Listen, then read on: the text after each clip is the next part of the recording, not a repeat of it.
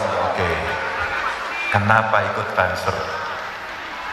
Karena jadi Banser. Kalau kita menanyakan tentang gaji Banser,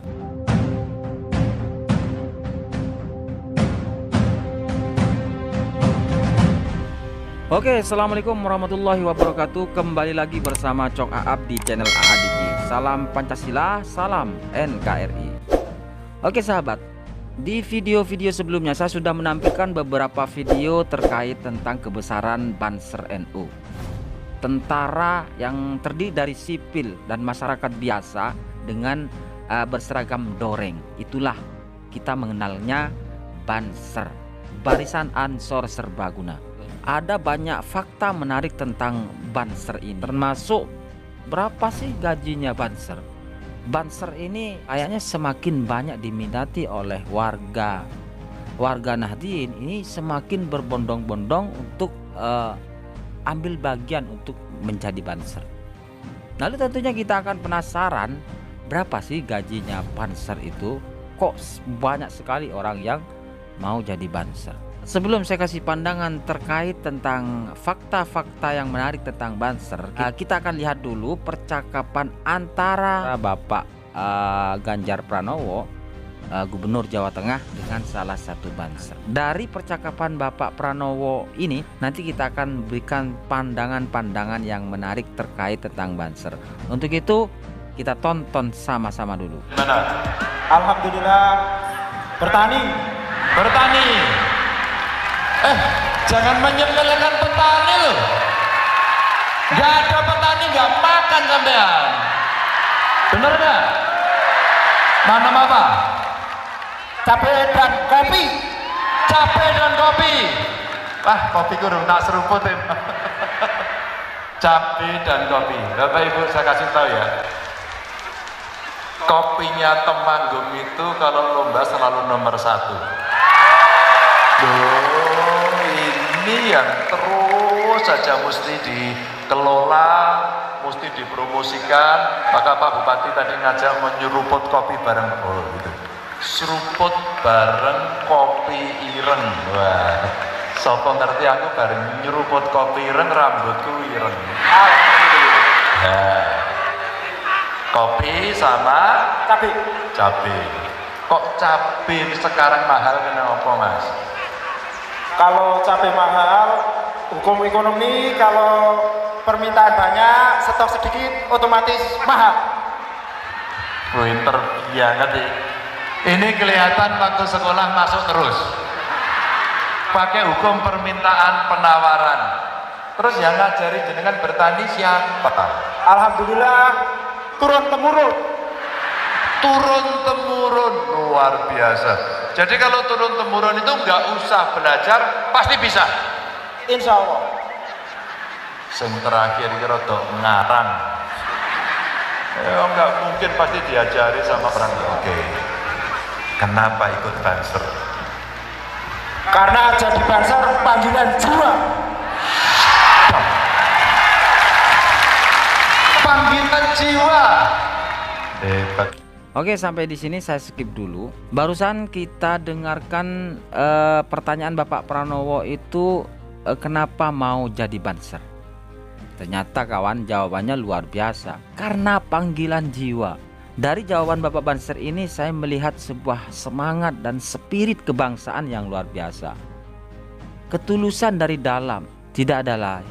Lalu siapa yang memanggil orang ini untuk menjadi Banser? Nah, pada kenyataannya warga Nahdien itu tidak ada kewajiban untuk menjadi Banser. Tetapi warga Nahdien semakin banyak yang berminat untuk menjadi Banser. Nah, kalau kita melihat fakta-faktanya bahwa kebesaran Banser yang sekarang sudah mencapai 7 juta lebih, sebagian besar mereka terdiri dari warga sipil, warga biasa, warga Nahdien. Rata-rata dari mereka adalah orang-orang yang mempunyai pemahaman kuat terhadap agama.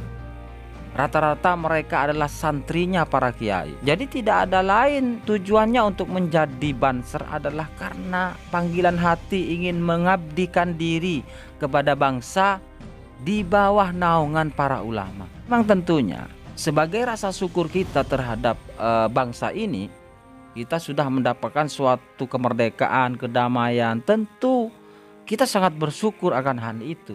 Sebagai wujud rasa syukur ini, dari kita ingin ambil bagian untuk menjaga kedamaian ini, ingin menjaga kemerdekaan ini, dengan mengabdikan diri untuk menjaga kesatuan persatuan bangsa Indonesia. Jadi orang-orang yang menjadi Banser ini memang karena panggilan jiwa, karena spirit kebangsaannya luar biasa, spirit pengabdiannya terhadap bangsa ini, terhadap para ulama, ini yang menjadi dasar mereka untuk menjadi Banser. Memang pada kenyataannya Banser ini sebagian besar terdiri dari beberapa santrinya para kiai dan juga masyarakat biasa yang memang menginginkan Indonesia ini selalu damai. Tidak ada diskriminasi antar golongan, tidak ada diskriminasi agama, diskriminasi terhadap minoritas. Nahdlatul Ulama sangat konsisten untuk menjaga persatuan ini. Persatuan ukhuwah Islamiyah, ukhuwah wataniyah, ukhuwah basyariyah. Sudah keluarga? Alhamdulillah, anak satu, istri masih satu. Hah? Satu baik. Siap. Satu nggih Bu. Emes siji apa loro? Loro apa telu? Telu apa papat? Rungokne Mas. Siap. Meskipun raine dicoreng-coreng wani kok karo ibu-ibu. Oh, kalau tuh, yura. Kamu santri juga? Ya, sini. Satu aja. Melayunya banter banget. Ya, melayunya baik. Ngosek sampai ansih. Luar biasa loh ini. Karena panggilan jiwa. Pertanyaannya Mas Hasim, ini seragamnya pembagian atau beli sendiri? Alhamdulillah, Banser semua beli sendiri. Saya ngobrol lama sama Gus Tutut, Pak Menteri Agama kita ini, luar biasa. Mas, Banser itu pakai seragamnya doreng-doreng, sepatunya luar biasa, warnanya beda-beda. Itu nggak ada jatah. Enggak Mas, beli sendiri. Karena ada pride, ada harga diri sebagai panggilan jiwa. Keren.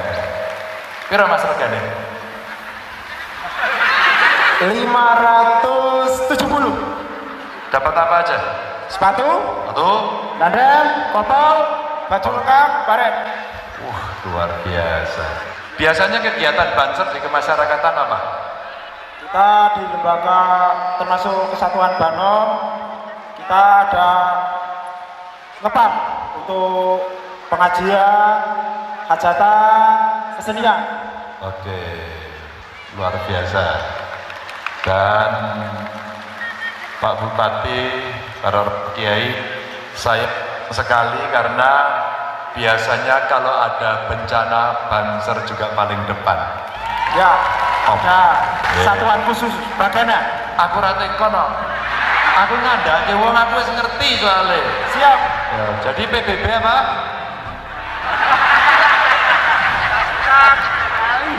Ya, sebagai. Nah, dari video ini kita sudah bisa menyimpulkan berapa sih gaji Banser itu.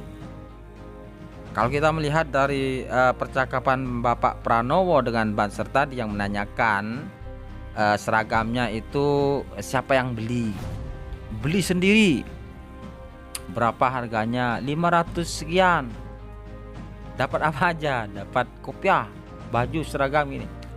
Artinya kalau kita menanyakan tentang gaji Banser itu tidak digaji kawan. Untuk urusan gaji nominal, untuk urusan rupiah itu nomor sekian bagi mereka. Mereka menjadi Banser dengan tujuan untuk mengabdikan diri. Beda kalau kita masuk pada sebuah kesatuan seperti TNI dan juga kepolisian. Itu motifnya banyak hal. Ada hitung-hitungan gaji, ada perhitungan gaji. Nah, kalau Banser ini tidak ada kawan, tidak ada gaji. Mereka hanya berdasarkan panggilan jiwa. Untuk urusan seragam saja mereka beli sendiri. Lalu apa yang memotivasi mereka untuk menjadi banser? Jadi tidak ada lain kawan, motifnya mereka mau menjadi banser karena memang panggilan hati untuk ambil bagian menjaga kesatuan persatuan bangsa Indonesia, menjaga NKRI dari rongrongan musuh-musuh yang ingin mencoba untuk hancurkan Indonesia. Kalau kita melihat profesi-profesi banser di luar kesatuannya, ya bermacam-macam dan memang luar biasa. Ada yang pejabat, ada yang sekelas menteri, ada anggota DPR, ada bahkan gubernur, ada semua profesi ada dan mau menjadi banser. Jadi urusan nominal banser itu tidak ada hitung-hitungannya. Kalau mereka sudah dipanggil oleh para kiai, kalau mereka sudah dipanggil dan dikomando oleh kesatuannya, dikomando oleh pimpinannya untuk menjaga suatu event acara ataupun menjaga suatu tempat yang memang membutuhkan teman-teman banser, mereka tidak banyak pikir. Mereka lakukan itu atas dasar pengabdian.